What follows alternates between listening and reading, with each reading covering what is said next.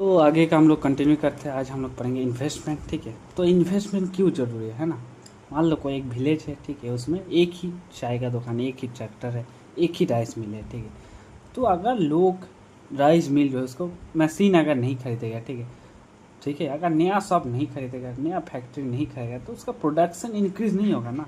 तो अगर उसका प्रोडक्शन इंक्रीज़ नहीं होगा, तो उसका प्रोडक्शन कैपेसिटी इंक्रीज़ नहीं होगा, तो देश हम लोग का आगे नहीं बढ़ाएगा। ठीक है, तो उसका प्रोडक्शन कैपेसिटी बढ़ाना कैसे है, तो उसका प्रोडक्शन कैपेसिटी बढ़ाने के लिए हम लोग को इन्वेस्टमेंट करना पड़ेगा। ठीक है, तो इन्वेस्टमेंट क्या होता है, investment means adding new capital और गुड्स टू द इकोनॉमी। ठीक है, इकोनॉमी में या तो न्यू कैपिटल या तो गुड्स को ऐड करना क्या बोलते हैं हम लोग, इन्वेस्टमेंट। ठीक है, कैपिटल गुड्स क्या है, कैपिटल गुड्स मतलब नया मशीन्स, नया इक्विपमेंट, कोई नया बिल्डिंग बना लिया, नया टूल्स, नया इरिगेशन सिस्टम, ठीक है, ट्रैक्टर्स एक्सेट्रा। ठीक है, तो मान लो कोई फार्मर है, ठीक है, एक ट्रैक्टर खरीदा, तो राइस ओनर माइल कोई राइस ओनर मिल ओनर मान लो, ठीक है, कोई नया मशीन खरीदा, ठीक है, फैक्ट्री ओनर मान लो कोई नया प्लांट बनाया, ठीक है, ये सब हो गया इन्वेस्टमेंट। ठीक है, और तुम जो कपड़ा खरीद रहे हो, ठीक है, तो अपना फ़ोन खरीद रहे हो पर्सनल यूज़ के लिए, ये क्या इन्वेस्टमेंट है कि नहीं है, ये इन्वेस्टमेंट नहीं है। ठीक है, ये तो अपना पर्सनल कंजप्शन, ये तुम्हारा कंजप्शन हो गया। ठीक है, इन्वेस्टमेंट क्या है,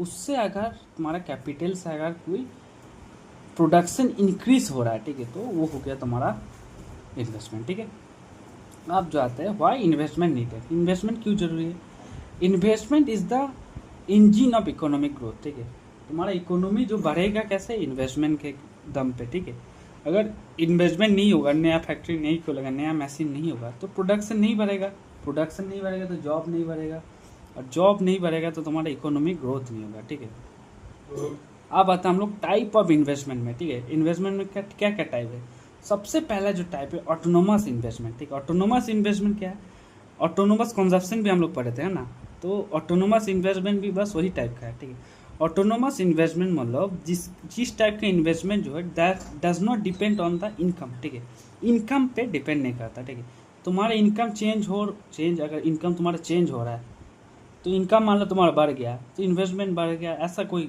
इनकम पे को उस पे उसका डिपेंड, इनकम के साथ उसका कोई रिलेशन है ही नहीं। ठीक है, ये जो तुम्हारा इन्वेस्टमेंट है, तुम्हारा इनकम चेंजेस अगर फिर भी हो गया, ठीक है, फिर भी तुम्हारा इन्वेस्टमेंट में कोई चेंज नहीं आएगा। ठीक है, तुम्हारा जो ऑटोनोमस जो इन्वेस्टमेंट है किस पे डिपेंड करता है, टेक्नोलॉजी पे, गवर्नमेंट पॉलिसी पे, फ्यूचर प्लान पे, और या प्रोडक्शन ग्रोथ, ये सब में डिपेंड करता है। ठीक है, मान लो गवर्नमेंट जो है हाईवे बना रहा है, ठीक है, तो अगर इनकम उससे लोगों का इनकम बढ़े कमे उससे उसका मतलब नहीं है। ठीक, हाईवे तो बने गई है ना, तो ये हो गया ऑटोनोमस इन्वेस्टमेंट। अब आता हम लोग इंड्यूस्ड इन्वेस्टमेंट। ठीक है, इंड्यूस्ड इन्वेस्टमेंट क्या है, investment that depends on income and demand. ठीक है, जिसका जो जिस टाइप का इन्वेस्टमेंट जो है इनकम और डिमांड पे डिपेंड करता है। ठीक है, मान लो राइस कोई एक टी सेलर है, ठीक है, पहले 100 कप चाय बेचता था, ठीक है, अब उसका डिमांड जो है मान लो 300 कप हो गया। ठीक है, तो अब 300 कप चाय बनाने के लिए पहले जो बर्तन बनाता था, अब उसको ज़्यादा बड़ा बर्तन चाहिए, है ना, यूटेंसिल खरीदना, जिस स्टोव पे बनाता बड़ा स्टोव चाहिए, चेयर ज़्यादा चाहिए, है ना, ज़्यादा लोग आएगा तो उसको बैठने के लिए चेयर ज़्यादा चाहिए, तो उसको इन्वेस्टमेंट ज़्यादा करना पड़ेगा। ठीक है, तो उसका डिमांड या फिर इनकम बढ़ गया, जिसके वजह से उसका इन्वेस्टमेंट बढ़ रहा है। ठीक है, ये हो गया इंड्यूस्ड। अब आता हम लोग डिटर्मिनेट्स ऑफ इन्वेस्टमेंट। ठीक है, इन्वेस्टमेंट किस किस चीज़ पे डिपेंड करता है। ठीक है, सबसे पहला है रेट ऑफ इंटरेस्ट। ठीक है, रेट ऑफ इंटरेस्ट पे कैसे डिपेंड करता है, अगर इंटरेस्ट रेट तुम बढ़ा दिया, ठीक है, तो इंटरेस्ट रेट अगर बढ़ा देगा तो कॉस्ट ऑफ बोरोइंग मनी ज़्यादा बढ़ जाएगा ना। इंटरेस्ट रेट बढ़ा दिया बैंक, तो बैंक से तुम लोन लेने जाओगे, तुमको ज़्यादा इंटरेस्ट देना पड़ेगा, तो तुम लोन नहीं लोगे तो इन्वेस्टमेंट तुम्हारा कम हो जाएगा। ठीक है, अगर इंटरेस्ट रेट कम हो गया, ठीक है, तो आसानी से तुमको लोन मिल जाएगा, है ना, तो इसलिए तुम इन्वेस्टमेंट बढ़ जाएगा। ठीक है, अब मान के चलो, अब आता है मार्जिनल एफिशिएंसी ऑफ कैपिटल। ठीक है, मार्जिनल एफिशिएंसी ऑफ कैपिटल मान लो जो कैपिटल है ना, जो उस कैपिटल को एडिशनल यूनिट ऑफ कैपिटल, ठीक है, तुम एडिशनल यूनिट मान लो तुम्हारे पास 100 मशीन चल रहा था, ठीक है, उसके साथ एक और मशीन तुम ऐड कर दिया, ठीक है, एडिशनल यूनिट ऑफ कैपिटल से तुम्हारा एक्सपेक्टेड कितना प्रॉफिट है। ठीक है, मार्जिनल एफिशिएंसी ऑफ कैपिटल क्या है, तुम्हारा कैपिटल जो है एडिशनल यूनिट ऑफ कैपिटल के वजह से तुम्हारा एक्सपेक्टेड प्रॉफिट में कितना इंक्रीज हो रहा है, वो हो गया तुम्हारा मार्जिनल एफिशिएंसी ऑफ कैपिटल। ठीक है, पहले मान लो अगर मैं एक मशीन और ऐड कर रहा हूँ, ठीक है, उससे मेरा प्रॉफिट और कितना बढ़ेगा। ठीक है, ये है तुम्हारा मार्जिनल रेट ऑफ एफिशिएंसी। ठीक है, मान लो मेरा मशीन का कॉस्ट है 1 लाख रुपया, ठीक है। अब उससे मेरा expected earning over time high है, ठीक है। तो अगर उससे मेरा इनकम बहुत ज़्यादा हो रहा है, तो उसका मार्जिनल एफिशिएंसी ऑफ कैपिटल क्या हो जाएगा, इसका ज़्यादा हो जाएगा, ठीक है। अगर उसका ज़्यादा है तो बिजनेसमैन मशीन खरीदेगा, ठीक है। अगर वो कम है तो मार्जिन नहीं खरीदेगा, ठीक है। तो बिजनेसमैन जो है इन्वेस्ट करने से पहले मार्जिनल एफिशिएंसी ऑफ कैपिटल, ठीक है, एमईसी और इंटरेस्ट रेट को कंपेयर करते हैं। अगर MEC greater than interest rate होगा तो इन्वेस्ट करेगा बिजनेसमैन, अगर MEC less than interest rate होगा तो वो इन्वेस्ट नहीं करेगा, ठीक है। अब एक सवाल आता है कि मार्जिनल एफिशिएंसी ऑफ कैपिटल जो है, ठीक है, वो तुम्हारा क्यों फॉल क्यों करता है इन्वेस्टमेंट बढ़ने से, ठीक है। इसका रीज़न जो है, मान लो गांव में एक ही आटा का मिल था, ठीक है, फ्लोर का मिल। अब जो है मिल ओनर बहुत पैसा कमाता था, तो उसके लिए मार्जिनल एफिशिएंसी ऑफ कैपिटल बहुत ज़्यादा है ना, उससे बहुत कमाया। मान लो उसको देखकर एक और लोग दुकान खोल दिया, ठीक है। अब जो है उससे उसको इतना प्रॉफिट तो नहीं मिलेगा, है ना, प्रॉफिट उसका कम हो गया। फिर से अगर कोई और इन्वेस्ट किया तो उससे फिर से उसका प्रॉफिट कम हो जाएगा, है ना। तो इसलिए इन्वेस्टमेंट बढ़ने से एक्सपेक्टेड प्रॉफिट कम हो जाता है, ठीक है। तो marginal efficiency of capital decline हो जाता है। अब आते हैं हम लोग इन्वेस्टमेंट डिमांड कर्व पे, ठीक है।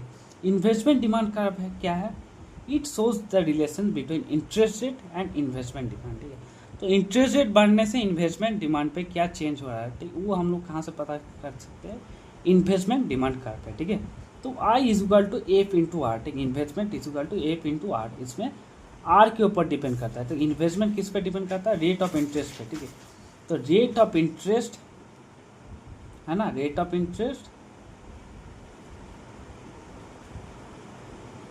वर्सेस इन्वेस्टमेंट, है ना, हम ये दोनों को कंपेयर कर रहे हैं, ठीक है। तो अगर इंटरेस्ट रेट हम लोग का कम हो गया, इंटरेस्ट रेट जो था उससे अगर कम हो गया तो लोग आसानी से उसको पैसा मिल जाएगा लोन, तो इन्वेस्टमेंट वो बढ़ाएगा, ठीक है। तो इंटरेस्ट रेट हम लोग का जब ज़्यादा रहेगा तो इन्वेस्टमेंट कम है, इंटरेस्ट रेट कम होगा तो इन्वेस्टमेंट हम लोग को बढ़ेगा, ठीक है। इंटरेस्ट हम लोग का अगर कम होगा, इंटरेस्ट रेट अगर कम होगा तो हम लोग का इंटरेस्ट रेट अगर कम होगा तो इन्वेस्टमेंट हम लोग का बढ़ेगा, इंटरेस्ट रेट अगर बढ़ेगा तो हम लोग का इन्वेस्टमेंट कम होगा, ठीक है। अब आते हम लोग other determinants of investment demand, ठीक है। तो इन्वेस्टमेंट डिमांड का और क्या क्या डिटर्मिनेंट है, ठीक है। सबसे और क्या क्या है, लेवल ऑफ इकोनॉमिक एक्टिविटी, ठीक है। अगर इकोनॉमी जो है बहुत बूम कर रहा है, ठीक है, इकोनॉमी बहुत बूम कर रहा है, डिमांड बहुत ज़्यादा है, ठीक है, बिजनेस एक्सपेंड कर रहा है, ठीक है। तो डिमांड अगर ज़्यादा है तो इन्वेस्टमेंट तुम्हारा बढ़ेगा, ठीक है। तो उतना ही रेट ऑफ इंटरेस्ट उतना ही है, लेकिन फिर भी इन्वेस्टमेंट जो है बढ़ जाएगा, ठीक है, इधर से इधर चलेगा, ठीक है। तो इकोनॉमी अगर बूम करेगा तो इन्वेस्टमेंट कर्व जो है राइट शिफ्ट कर गया, ठीक है। More investment at same rate of interest मेरा सेम है लेकिन राइट पे शिफ्ट हो गया तो इन्वेस्टमेंट बढ़ गया। अब आता है एग्जिस्टिंग स्टॉक ऑफ कैपिटल, ठीक है। तो मेरे पास जो एग्जिस्टिंग स्टॉक ऑफ कैपिटल था, मान लो जो मशीन्स था, ठीक है, वो मान लो मेरा पुराना हो गया, ठीक है। उसके बदले हम नया मशीन मुझे खरीदना है, ठीक है, तो मुझे इन्वेस्टमेंट मेरा राइज हो जाएगा। तो मेरा जो स्टॉक ऑफ कैपिटल अगर पुराना है तो तुमको मुझे नया मशीन खरीदना ही पड़ेगा, है ना, तो इसलिए इन्वेस्टमेंट बढ़ गया, तो ये शिफ्ट टुवर्ड्स राइट हो जाएगा। अब आता है कॉस्ट ऑफ कैपिटल गुड्स, ठीक है। तो जो कैपिटल है तुम जो यूज़ कर रहे हो वो अगर मशीन्स मान लो बहुत महंगा है, ठीक है, मशीन्स अगर महंगा हो गया तो लोग इन्वेस्टमेंट करेगा नहीं, है ना, तो बोलेगा चलो उसी से काम चल रहा है, तो इन्वेस्टमेंट शिफ्ट टुवर्ड लेबर। अब आता है टेक्नोलॉजी कल्चर। अब मान लो नया टेक्नोलॉजी आ गया, उससे नया टेक्नोलॉजी आया तो लोग दे रहे, उससे हम लोग और प्रॉफिट कमा सकते हैं ना, उसका प्रॉफिट अपॉर्चुनिटी बहुत ज़्यादा है, तो इन्वेस्टमेंट इसलिए बढ़ जाएगा, तो राइट में शिफ्ट हो जाएगा। अब आता है पब्लिक पॉलिसी क्या, आरबीआई मॉनेटरी पॉलिसी और फिजिकल पॉलिसी गवर्नमेंट के द्वारा, ठीक है। तो गवर्नमेंट अगर एक्सपेंडिंग करेगा कॉन्ट्रैक्शन करेगा उस पर डिपेंड करता है, ठीक, मतलब टैक्स रेट बढ़ा दिया घटा दिया, ठीक है, उससे इन्वेस्टमेंट का फर्क पड़ता है, ठीक है। अब आता हम लोग एक्सेलरेटर प्रिंसिपल, ठीक है। अब देखते हैं हम लोग एक्सेलरेटर प्रिंसिपल, ठीक है। एक्सेलरेटर प्रिंसिपल कौन दिया था, जेम्स क्लार्क दिया था, क्लार्क, ठीक है। तो एक्सेलरेटर प्रिंसिपल क्या बोलता है कि स्मॉल इंक्रीज इन डिमांड, ठीक है, इन डिमांड का इंक्रीज, डिमांड में अगर हम लोग का छोटा सा इंक्रीज होगा, ठीक है, उससे हम लोग के इन्वेस्टमेंट में कितना लार्ज इंक्रीज आएगा, ठीक है। डिमांड में अगर हम लोग का स्मॉल इंक्रीज आएगा तो इन्वेस्टमेंट में हम लोग का लार्ज इंक्रीज आएगा, ठीक है। ये है हम लोग का एक्सेलरेटर प्रिंसिपल, कौन दिया था? जेम्स क्लार्क, ठीक है। तो ये ऐसा क्यों होता है, ठीक है। मान लो हम लोग का नेशनल इनकम, कंज्यूमर स्पेंडिंग है, हाँ ये जो बोला था जेम्स क्लार्क, हम लोग का जो नेशनल इनकम है, कंज्यूमर स्पेंडिंग है, डिमांड जो है, ठीक है, ये सब इंटर रिलेटेबल है, ठीक है। ये लोग सब कुछ एक दूसरे पे डिपेंड करता है, ठीक है। कैसे होता है? मान लो हम लोग का नेशनल इनकम बढ़ाएगा, ठीक है, हमारा देश का, तो कंज्यूमर स्पेंडिंग बढ़ेगा, है ना। तो हम लोग का इनकम अगर बढ़ेगा तो कंज्यूमर का स्पेंडिंग बढ़ेगा, तो स्पेंडिंग बढ़ेगा तो डिमांड बढ़ेगा, है ना। तो डिमांड और इन्वेस्टमेंट में कैसे डिपेंड है, ठीक है। तो मान लो एक कोई टी सेलर है, ठीक है, मान लो पहले 100 कप चाय बेचता था, ठीक है। आप मान लो उसके लिए एक स्टोव एनफ था, अब उसका डिमांड मान लो 100 से 120 कप पर डे हो गया, ठीक है। तो उसका डिमांड कितना बढ़ गया? 20 कप बढ़ गया, ठीक है। तो इसके लिए अब उसको नया स्टोव खरीदना पड़ेगा, नया बर्तन खरीदना पड़ेगा, नया चेयर खरीदना पड़ेगा, ठीक है। तो कंजप्शन अगर हम लोग देखेंगे तो थोड़ा सा ही बढ़ा है ना, 100 से 120 हुआ, लेकिन उसका इन्वेस्टमेंट देखो बहुत ज़्यादा बढ़ गया, ठीक है। तो कंजप्शन हम लोग का बढ़ने से डिमांड फॉर गुड्स बढ़ रहा है, ठीक है। इसमें जो कंजप्शन उसका बढ़ा, ठीक है, तो इसलिए डिमांड बढ़ रहा है ना। तो डिमांड बढ़ रहा है तो उसको प्रोडक्शन भी बढ़ाना पड़ेगा, प्रोडक्शन बढ़ाना पड़ेगा तो उसको इन्वेस्टमेंट बढ़ाना पड़ेगा, ठीक है। क्योंकि प्रोडक्शन बढ़ाने के लिए नया मशीन, नया इन्वेस्टमेंट बनाना पड़ेगा, ठीक है। तो इसलिए नया और न्यू मशीन इक्विपमेंट ये सब का और जरूरी पड़ेगा, ठीक है। तो इन्वेस्टमेंट इज इक्वल टू भी डेल वाई, ठीक है। तो इन्वेस्टमेंट जो है इनकम के साथ कैसे डिपेंड करता है, इनकम के साथ इन्वेस्टमेंट का रिलेशन क्या है, इन्वेस्टमेंट इज इक्वल टू भी डेल वाई, ठीक है। तो इनकम जो है, इनकम बढ़ेगा तो इन्वेस्टमेंट भी बढ़ेगा, ठीक है। तो इन्वेस्टमेंट कितना बढ़ेगा, उसका जो है भी जो क्या है, कैपिटल आउटपुट रेशियो, ठीक है। कैपिटल आउटपुट रेशियो या फिर इसको हम लोग बोलते हैं एक्सेलरेटर कोएफिशिएंट, ठीक है। इसको एक्सेलरेटर कोएफिशिएंट बोलते हैं, ठीक है। भी इज इक्वल टू अगर 3 होता है तो अगर मेरा इनकम 100 रुपया बढ़ा, ठीक है, तो मेरा इन्वेस्टमेंट कितना बढ़ जाएगा? 3 इंटू 100 मतलब 300 बढ़ जाएगा, ठीक है। समझ में आया? तो ये वाला इंपॉर्टेंट है, आई इज इक्वल टू भी डेल वाई, ठीक है। Investment is equal to B into del Y, ठीक है। इन्वेस्टमेंट इज इक्वल टू भी डेल वाई। भी क्या है?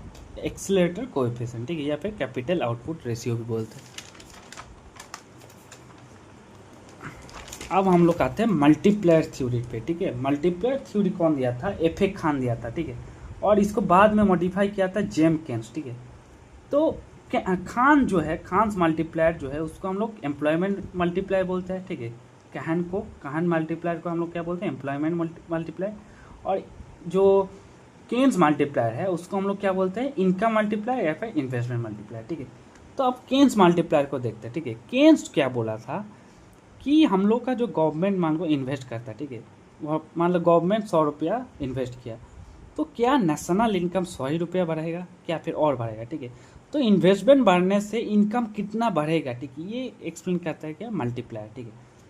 और जो एक्सलेटर है वो क्या एक्सप्लेन करता है कि हम लोग का इनकम बढ़ने से इन्वेस्टमेंट में कितना इंक्रीज आएगा, ठीक है। और ये क्या इंक्रीज करता है कि हम लोग का इन्वेस्टमेंट बढ़ने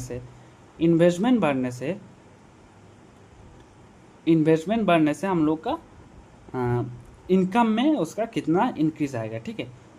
तो ये मान के 100 रुपया मान लो गवर्नमेंट इन्वेस्ट किया, ठीक है, तो नेशनल इनकम मेरा कितना बढ़ेगा? मान लो 100 रुपया इन्वेस्ट किया, गवर्नमेंट रोड बनाया, ठीक है, तो 100 रुपये इन्वेस्ट किया, वर्कर को 100 रुपया मिला, वो लोग 80 रुपया मान लो शॉपकीपर को जाकर दिया, ठीक है। अब शॉपकीपर मान लो उसमें से कुछ 64 रुपया खर्चा किया, ठीक है। अब बाकी किसी को मिला, वो मान लो 51 रुपया खर्चा किया, ठीक है। तो नेशनल इनकम में कितना खर्च हो रहा है? 80 प्लस 100 ऐसा करके ऐड करोगे तो ज़्यादा हो जाएगा ना। तो इसलिए जो है तुम्हारा इन्वेस्टमेंट बढ़ने से हमारा इनकम जो है मल्टीप्लाई होता है, ठीक है। तो delta Y is equal to K into delta I. इसमें था I is equal to B into delta Y, ठीक है। और इसमें क्या है? Delta Y is equal to K into delta I, ठीक है। तो मेरा इन्वेस्टमेंट बढ़ने से इनकम भी बढ़ रहा है, ठीक है। तो कितना बढ़ रहा है तो वो किस पे डिपेंड करता है? के पे, ठीक है। के क्या है? इन्वेस्टमेंट बढ़ने से मेरा इनकम बढ़ा, तो के क्या है? मल्टीप्लायर जो है, के जो है मल्टीप्लायर कोएफिशिएंट, ठीक है।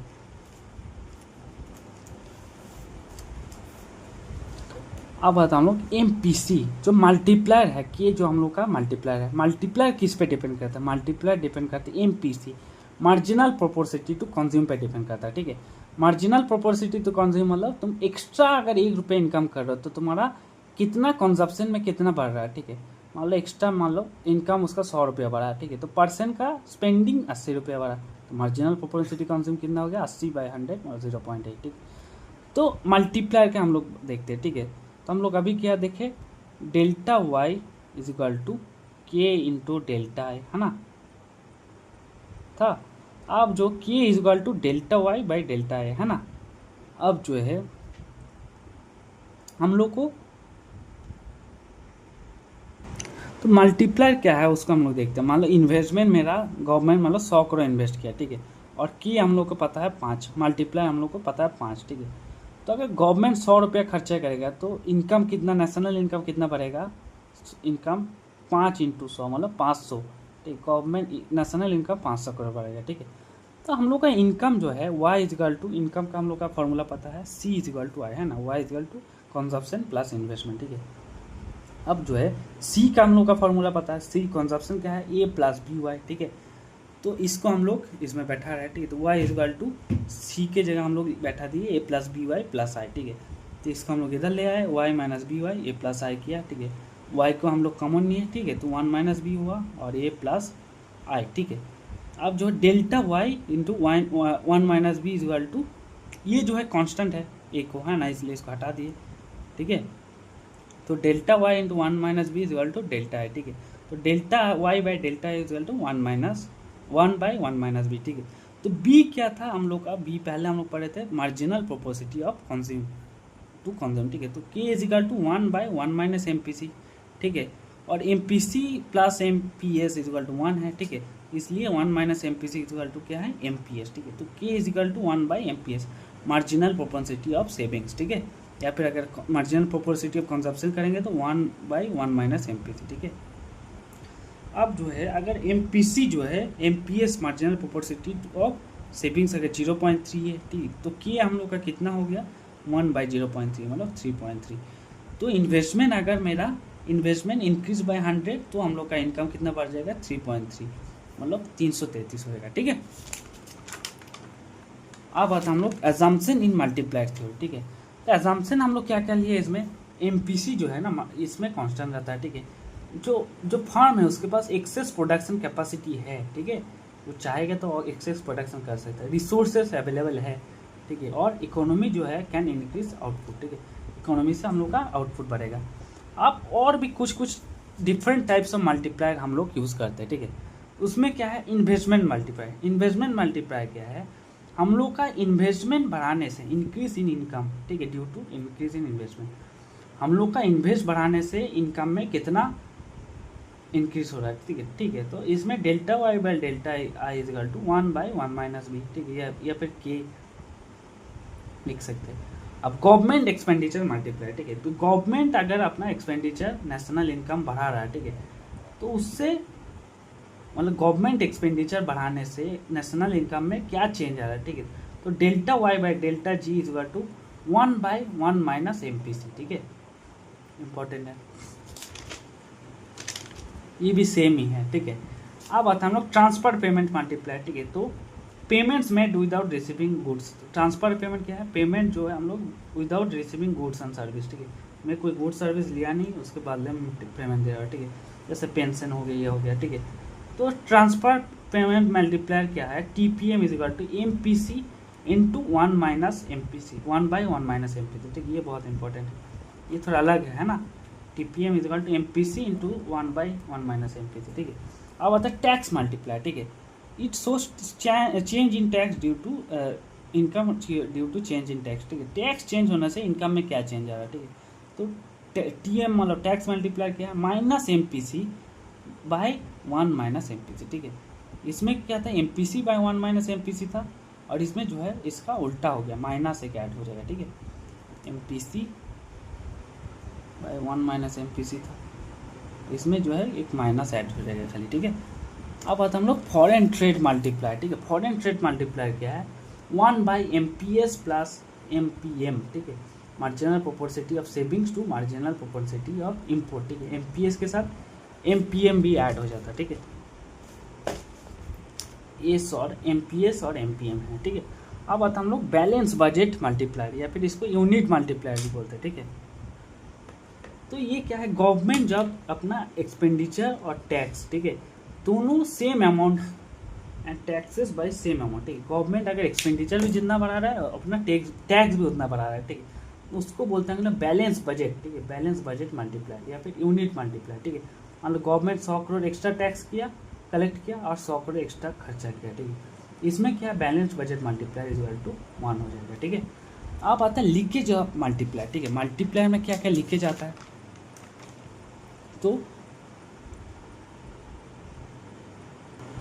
मल्टीप्लायर में कैसे कैसे लीकेज आ सकता है, मतलब income that does not return at spending, ठीक है। लीकेज मतलब क्या है, जो इनकम मतलब एज ए स्पेंडिंग नहीं करता ना, जो स्पेंड नहीं करता है। हम लोग मार्केट में अगर कोई इनकम जो है मैं स्पेंड नहीं करूँगा तो मार्केट का इनकम, नेशनल इनकम बढ़ाएगा नहीं, ठीक है। तो मतलब सेविंग्स हो गया, ठीक है। जो तुम बैंक में सेविंग कर रहे हो, ठीक है, वो स्पेंड नहीं होता, ठीक है। इसके कारण मल्टीप्लायर वीक हो जाता है, ठीक है। उसके बाद पेइंग डेब्ट्स, जो मनी तुम एज ए लोन रीपे करने के यूज़ करते हो, ठीक है, वो एज ए लीकेज यूज़ करता है, ठीक है। उसके बाद होर्डिंग कैश, तुम मान लो कैश अपने पास जमा करके रख दियो, ठीक है, खर्चा नहीं करो, ये हो गया होर्डिंग कैश। उसका टैक्सेशन, गवर्नमेंट जो टैक्स ले लेता है, ठीक है, गवर्नमेंट पर मतलब इनकम का कुछ टैक्स काट लेता है ना, तो स्पेंडिंग कम हो जाता है, तो मल्टीप्लायर फॉल्स हो जाता है, ठीक है। उसकी इम्पोर्ट, बाहर से जो इम्पोर्ट करते हैं हम लोग का, तो मल्टीप्लायर ये होता है, ठीक है। उसका इम्प्रेशन, अगर इम्प्रेशन होगा तो मल्टीप्लायर वीक होगा, ठीक है।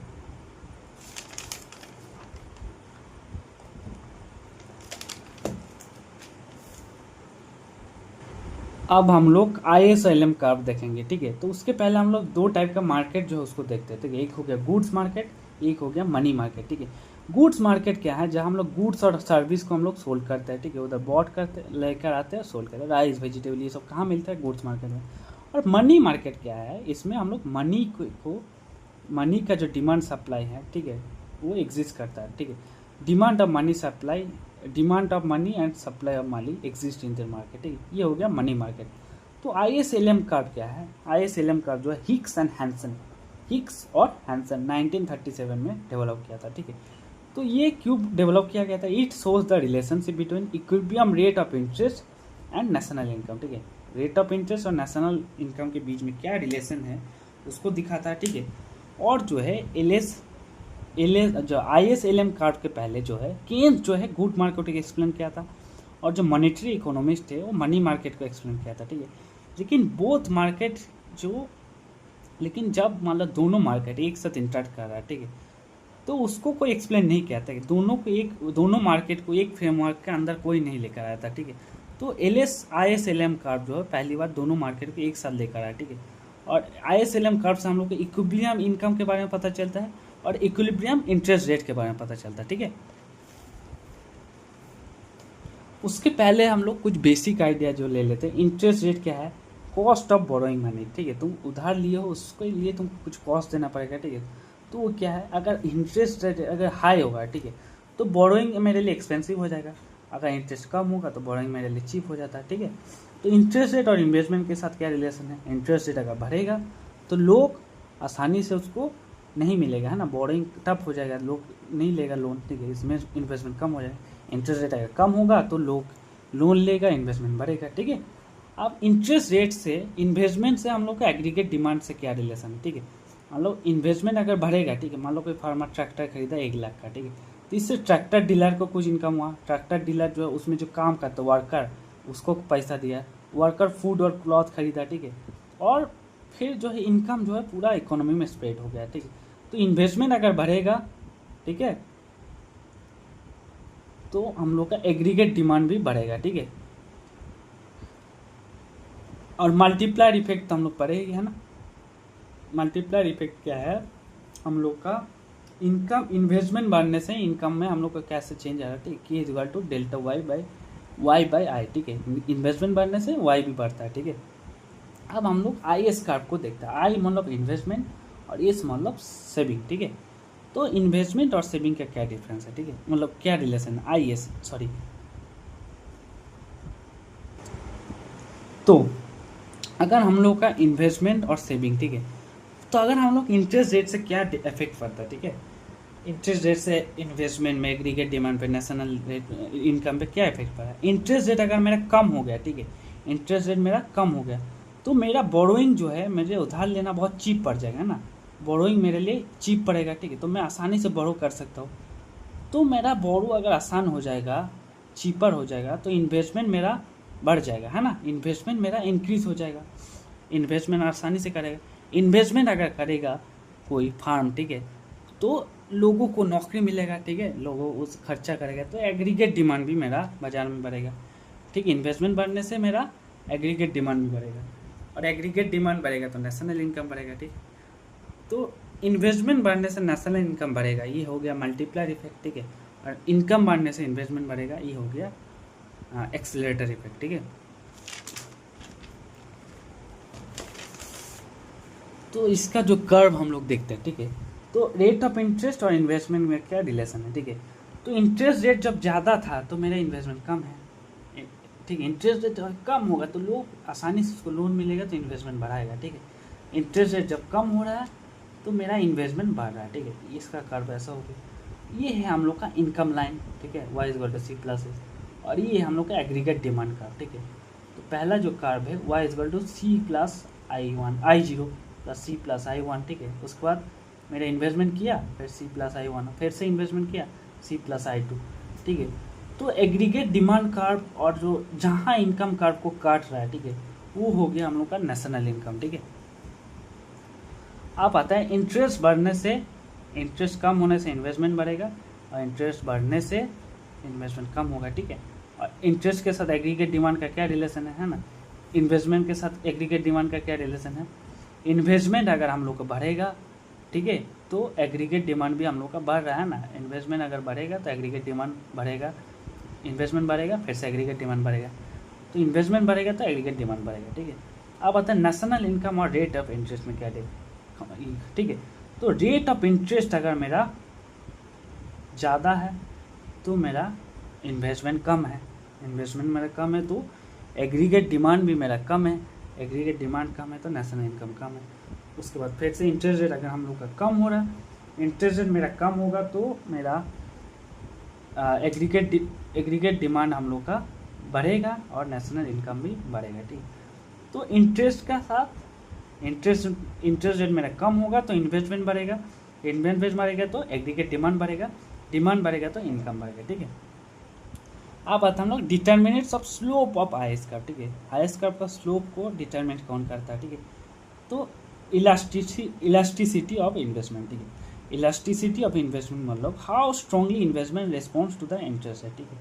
इंटरेस्ट रेट बढ़ने से या घटने से उसका इन्वेस्टमेंट में क्या, इन्वेस्टमेंट कैसा रिस्पॉन्ड कर रहा है, ठीक है, इंटरेस्ट रेट के साथ, इंटरेस्ट रेट के कंपेयर, इंटरेस्ट रेट के मतलब how strongly investment respond to interest rate, ठीक है, इंटरेस्ट रेट के कंपैरिजन में जो इन्वेस्टमेंट है कितना रिस्पॉन्ड कर रहा है, ठीक है। अगर हाईली इलास्टिक है, ठीक है, हाईली इलास्टिक मतलब फ्लैटर होगा, ठीक है, अगर हाईली इलास्टिक है तो अगर इंटरेस्ट मेरा थोड़ा सा भी कम हुआ ना, थोड़ा सा ही कम हुआ तो मेरा इन्वेस्टमेंट में बहुत फ़र्क पड़ जाएगा, ठीक है।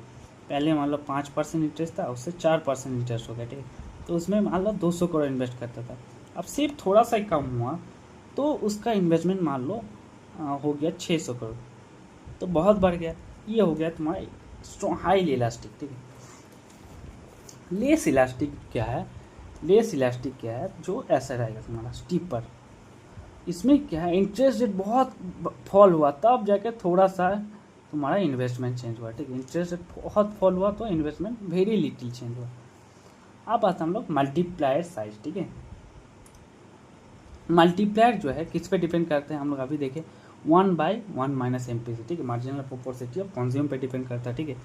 अब जो है MPC मान लो मार्जिनल प्रोपोर्सिटी ऑफ कंज्यूम जो अगर बढ़ जाएगा, ठीक है, लोग अगर ज़्यादा खर्चा कर रहे हैं ना, मान लो MPC जो है मार्जिनल प्रोपोर्सिटी ऑफ कंज्यूम, अगर लोग ज़्यादा खर्चा कर रहा है, ये अगर ज़्यादा है तो 1 माइनस ज़्यादा करेंगे तो नीचे वाला कम हो जाएगा ना, ठीक है, नीचे वाला कम हो जाएगा तो मल्टीप्लायर हम लोग का बढ़ जाएगा, ठीक है, मल्टीप्लायर हम लोग का बढ़ गया, मान लो हम लोग का कंजप्शन जो है एमपीसी, अगर हम लोग का एमपीसी हम लोग का हाई है, ठीक है, हाई एमपीसी होगा तो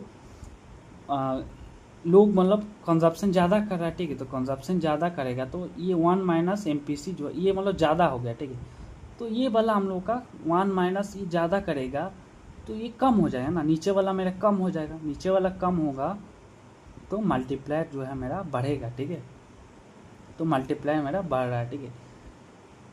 अब लोअर एमपीसी, अगर एमपीसी कम है, ठीक है, तो लोग मतलब खर्चा ज़्यादा नहीं कर रहा, ठीक है, तो खर्चा ज़्यादा नहीं कर रहा तो एमपीसी मतलब कम है, ठीक है, तो ये वाला बड़ा है तो मल्टीप्लायर मेरा कम हो जाएगा, ठीक है। इसको तुम लॉजिकली सोचो, अगर एमपीसी लोग अगर कम खर्चा कर रहे हैं, ठीक है, मार्जिनल प्रोपोर्शनल कंज्यूम, अगर लोग खर्चा कम करेगा तो एग्रीगेट डिमांड मेरा जो है, लोग खर्चा कम करेगा तो एग्रीगेट डिमांड जो है मेरा कम हो जाएगा ना, इन्वेस्टमेंट का, लोग अगर खर्चा कम कर रहा है तो डिमांड कम हो जाएगा, डिमांड कम होगा तो मेरा इन्वेस्टमेंट भी तुम्हारा कम हो जाएगा ना। आप बता हम लोग शिफ्ट ऑफ आईएस कर्व, ठीक है, आईएस कर्व शिफ्ट कब होता है, ठीक है, तो चेंजेस इन ऑटोनोमस एक्सपेंडिचर, ठीक है, अगर तुम ऑटोनोमस एक्सपेंडिचर जो है उसमें चेंज आएगा, ठीक है, गवर्नमेंट स्पेंडिंग ऑटोनोमस इन्वेस्टमेंट ये अगर चेंज हो गया तो ये कहाँ जाएगा, ये तुम्हारा राइट में शिफ्ट हो जाएगा, ठीक। ऑटोनोमस एक्सपेंडिचर अगर मेरा बढ़ गया तो मेरा एलएस कर्व जो है राइट पे शिफ्ट हो जाएगा, ठीक है।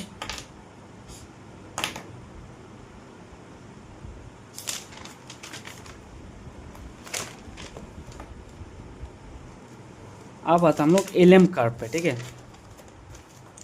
एलएम कर्व क्या है, क्या एक्सप्लेन करता है, एलएम कर्व एक्सप्लेन करता है मनी सप्लाई को, ठीक है। हम लोग का मनी मार्केट में इक्विलिब्रियम कब होगा, जब money demand equal to money supply होता है, ठीक है। मान लो लोग जो है पूरा पैसा अपना खर्च नहीं कर देता है ना, कुछ अपना कैश में रखता है, ठीक है, तो इकोनॉमिस्ट चाहता था कि लोग देखने के लिए कि लोग कितना होल्ड करना चाहता है, ठीक है, जो ये how does it affect interest, ठीक है, तो लोग जो होल्डिंग जो है उसके इंटरेस्ट रेट में क्या फ़र्क पड़ता है, ठीक है। अब इसमें हम लोग डिमांड और सप्लाई देखेंगे, ठीक है, तो लोगों के पास लोग क्या चाहता है, अपने पास पैसा रखना चाहता है, ठीक है, तो क्यों रखता है, एक ट्रांजैक्शन मोटिव, ठीक है, उसको डेली कुछ परचेस करना, फर्टिलाइजर खरीदना, सीड ग्रोसरी कुछ भी खरीदना, ठीक है, तो लोग अपने पास पैसा रखता है ट्रांजैक्शन मोटिव के लिए, ठीक है, तो अगर इनकम तुम्हारा ज़्यादा होगा तो लोग ज़्यादा खर्चा करेगा, ठीक है, तो मोर मनी नीडेड, ठीक है, लोगों के पास अगर इनकम बढ़ रहा है तो लोग खर्चा ज़्यादा करेगा और पैसा का ज़रूरत भी ज़्यादा पड़ेगा, ठीक है। दूसरे लोग अपने पास पैसा क्यों रखता है, प्रिकॉशनरी मोटिव के लिए, ठीक है, मतलब इमरजेंसी कभी नीड हो गया, कोई मेडिकल एक्सपेंस हो गया, ठीक है, या फिर क्रॉप फेल हो गया या फिर फ्लोड आ गया, ठीक है, तो इसके लिए लोग अपने पास पैसा रख लेता है, प्रिकॉशनरी मोटिव। तीसरा है स्पेकुलेटरी मोटिव।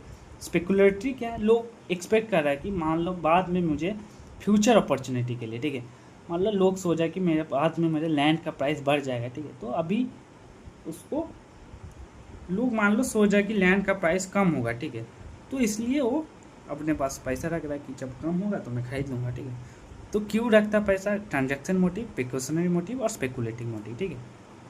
अब जो है मनी डिमांड जो है किस पे डिपेंड करता है, इनकम पे डिपेंड करता है ना। मान लो तुम्हारा अगर इनकम ज़्यादा होगा तो लोग ट्रांजैक्शन ज़्यादा करेंगे, ठीक है, लोगों को ट्रांजैक्शन के लिए पैसा ज़्यादा चाहिए, उसको खर्चा ज़्यादा करेगा, ठीक है, तो मनी का डिमांड बहुत बढ़ जाएगा, ठीक है, लोगों का इनकम बढ़ेगा तो लोग खर्चा ज़्यादा करेगा, लोग खर्चा करने के लिए पैसा ज़्यादा चाहिए तो मनी का डिमांड बढ़ेगा, ठीक है। और इंटरेस्ट रेट जो है, अगर लोग इंटरेस्ट रेट अगर बढ़ा देगा, ठीक है, इंटरेस्ट रेट अगर बढ़ गया तो लोग क्या सोचेगा कि इंटरेस्ट रेट ज़्यादा मिल रहा है तो बैंक में पैसा रख लेता हो, तो लोग बैंक में पैसा रखेंगे, ठीक है, तो इसलिए क्या होगा, मनी डिमांड जो है फॉल हो जाएगा, कम हो जाएगा, ठीक है। अब आता है एलएम कर्व जो है कैसे काम करता है, ठीक है, तो एलएम कर्व जो है इसमें मनी सप्लाई जो है फिक्स रहता है सेंट्रल बैंक के द्वारा, ठीक है, अगर इनकम बढ़ेगा तो लोगों को कैश ज़्यादा कैश चाहिए है ना, तो मनी डिमांड बढ़ जाएगा तो इंटरेस्ट रेट भी बढ़ जाएगा, ठीक है।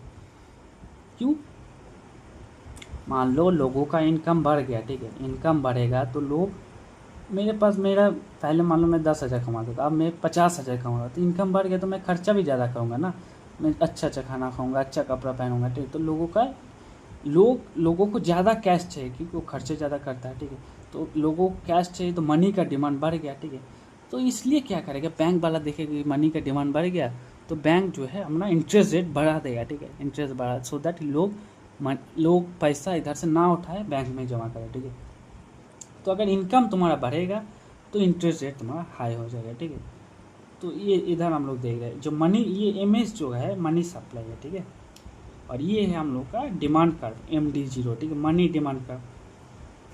तो मनी डिमांड कर्व जहाँ डिमांड जो है जहाँ सप्लाई कर्व को मीट कर रहा है उधर हो गया इंटरेस्ट रेट, ठीक है। तो मनी डिमांड अगर बढ़ेगा, ठीक है, मनी डिमांड देखो बढ़ रहा है तो इंटरेस्ट रेट भी बढ़ रहा है, ठीक है। मनी डिमांड अगर बढ़ेगा तो इंटरेस्ट रेट भी बढ़ेगा, ठीक है। तो मनी डिमांड अगर बढ़ेगा तो इंटरेस्ट रेट हम लोग का बढ़ेगा, ठीक है। रेट ऑफ इंटरेस्ट बढ़ने से मनी डिमांड कम हो रहा है, ठीक है, रेट ऑफ इंटरेस्ट बढ़ने से मनी डिमांड कम हो रहा है ना। अब आते हैं सपोज इनकम राइजेस 2000। अब ये है इंटरेस्ट रेट के साथ वाई मतलब लेवल ऑफ इनकम का, ठीक है। तो इंटरेस्ट रेट अगर बढ़ रहा है मेरा, इंटरेस्ट रेट मेरा जो इनकम बढ़ रहा है, इंटरेस्ट रेट अगर बढ़ रहा है मेरा तो मेरा इनकम देखो इसमें बढ़ रहा है ना। इंटरेस्ट रेट के साथ साथ क्या रिलेशन है इसका, वाई का, Y0 Y1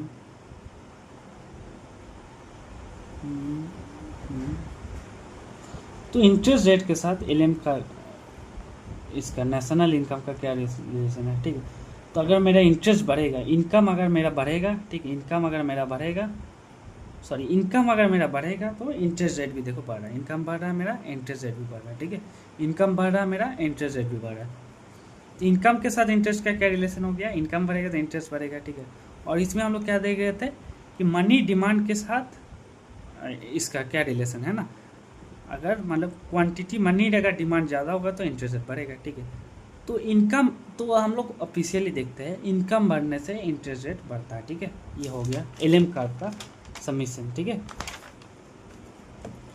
इनकम अगर बढ़ेगा तो लोगों को ज़्यादा मनी चाहिए, नीड मोर मनी, तो मनी डिमांड बढ़ जाएगा तो लोग इससे क्या करेगा, बैंक अपना इंटरेस्ट रेट बढ़ा देगा, ठीक है। अब आता है डिटर्मिनेंट्स ऑफ LM कर्व, ठीक है। LM कर्व का डिटर्मिनेंट्स क्या है, सबसे पहले responsiveness of money demand to income, ठीक है। इनकम चेंज होने से तुम्हारा मनी डिमांड में क्या चेंज आ रहा है, ठीक है। इनकम चेंज आने से, इनकम में चेंज आने से मनी डिमांड में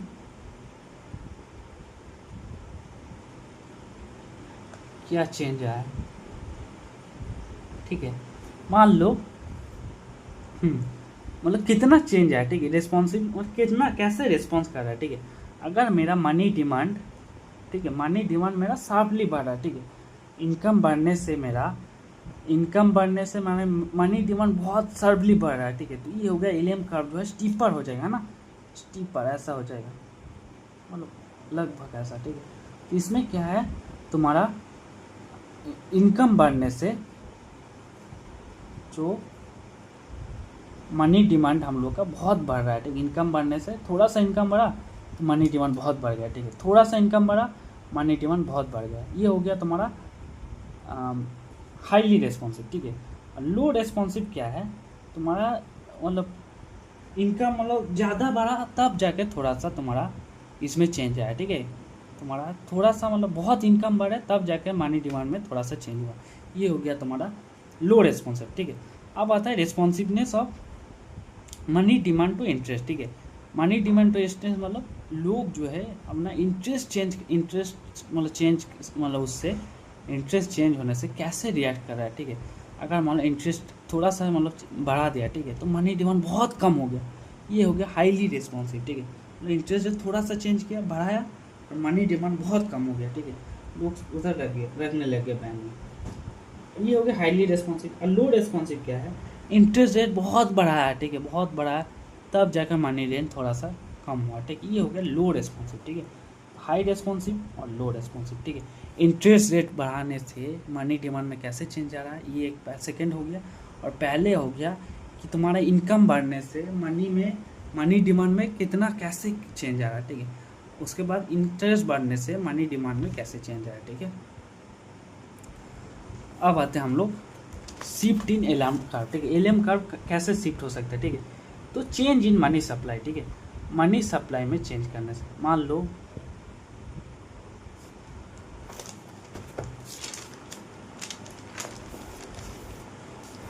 मनी सप्लाई जो है हम लोग का इधर आरबीआई के द्वारा फिक्स रहता है, ठीक है। मान के चलो मनी सप्लाई जो था, ठीक है, मनी सप्लाई बढ़ा दिया, ठीक है, आरबीआई मनी सप्लाई जो था अब बढ़ा दिया। अब देखो तुम्हारा इंटरेस्ट रेट मेरा कम हो गया है ना, देखो कम हो गया इंटरेस्ट रेट तीनों का तीनों। तो मनी सप्लाई अगर आरबीआई मेरा बढ़ा देगा, ठीक है, तो मेरा जो एलएम कर्व जो है शिफ्ट हो जाएगा, तुम्हारा इंटरेस्ट रेट मेरा कम हो जाएगा है, तो एलएम जो है शिफ्ट राइट, एलएम तुम्हारा राइट में शिफ्ट हो जाएगा, ठीक है। अब जो है अगर मनी सप्लाई कम कर दिया, ठीक है, कम कर दिया, तो ये देखो ऐसे इधर आ जाएगा, तो मेरा इंटरेस्ट रेट बढ़ जाएगा है ना। अगर मनी सप्लाई अगर कम बढ़ा दिया है ना, मनी सप्लाई अगर डिक्रीज कर देगा तो लिफ्ट हो जाएगा। मनी सप्लाई अगर मेरा बढ़ा देगा, ठीक है, बढ़ा देगा तो मनी सप्लाई बढ़ाया है तो इंटरेस्ट मेरा कम हो जाएगा, तो राइट में शिफ्ट हो जाएगा। अगर मनी सप्लाई डिक्रीज कर दिया तो लेफ्ट में शिफ्ट हो जाएगा, ठीक है। अब बताओ हम लोग चेंज इन लिक्विडिटी प्रेफरेंस, ठीक है। अगर लोग लिक्विडिटी प्रेफरेंस मतलब कैश रखना चाहता है कि नहीं, ठीक है। अगर लोग चाहता है कि मेरे पास ज़्यादा कैश हो, ठीक है, तो मनी डिमांड बहुत ज़्यादा है, ठीक है, तो एलएम शिफ्ट जो है लेफ्ट में शिफ्ट हो जाएगा, ठीक है। मतलब मनी सप्लाई तुम्हारा कम हो रहा है ना, लोग क्यों कैश ज़्यादा चाहिए। अगर लोगों को कैश ज़्यादा चाहिए, ठीक है, तो मनी डिमांड जो है मतलब लोग अगर कैश कम चाह रहे, ठीक है, उसका मनी डिमांड कम हो गया तो इंटरेस्ट भी कम हो जाएगा, तो राइट हो जाएगा, ठीक है, उधर उस साइड चलाएगा, ठीक है। अगर कैश ज़्यादा डिमांड ज़्यादा कर रहा है तो मनी हम लोग का मनी डिमांड बहुत बढ़ गया, ठीक है, तो लेफ्ट हो जाएगा, ठीक है। अब जो है एलएस और आईएस का दोनों का रिलेशन किया, ठीक है। एलएस आईएस कर्व था इस टाइप का था, एलएम कर्व ऐसा था, ठीक है। दोनों जहाँ मीट हो रहा है, ठीक है, उधर हम लोग इक्विलिब्रियम इनकम मिल जाएगा और इक्विलिब्रियम रेट ऑफ इंटरेस्ट मिल जाएगा, ठीक है। तो इंटरसेक्शन पॉइंट पे इक्विलिब्रियम इनकम और इक्विलिब्रियम इंटरेस्ट रेट मिल जाएगा, ठीक है। अब at equilibrium investment is equal to savings होता है, ठीक है, I is equal to S, ठीक है। अब मनी मार्केट इक्विलिब्रियम में क्या है, money market equilibrium money demand is equal to money supply, ठीक है। तो दोनों कंडीशन जब अगर टुगेदर होल्ड करेगा तो इकोनॉमी जो है तुम्हारा बैलेंस है, ठीक है।